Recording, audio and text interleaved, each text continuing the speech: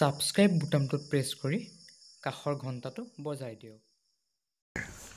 কবিতাৰ শিৰোনাম মানৱ ৰূপী দানৱ, কবি ৰাণাদ্বীপ কৌশিক, আৰু কবিতা আবৃত্তি কৰিছোঁ মই অপূৰ্ব গোহাঁই। আজিৰ সমাজখনত মানৱেই দানৱ ৰূপী হৈ পৰিল। হত্যা হিংসাৰ ৰক্তাক্ত লোটকেৰে ধুৱাই নিলে সমগ্ৰ পৃথিৱী।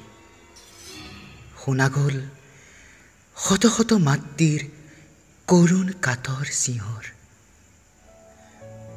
আজি মোৰ মন মন্দিৰৰ চাকি গছি নুমাও নুমাও, সেই ৰক্তাক্ত পথৰ কৰুণ চিঞৰবোৰে হাত বাউলি মাতিছে মোক। নাই, নোৱাৰো মই আগুৱাই যাব, কাৰণ ময়ো দানৱ এই সৰু বৰ সমাজখনৰ। অপেক্ষা মাথো এটি দিনৰ, নাশ হ'ব তেতিয়া কৰুণ সুৰৰ। তেতিয়াহে মই মানৱ ৰূপে চিনাকি দিম অসম মাতৃৰ পদুম চৰণত। ধন্যবাদ।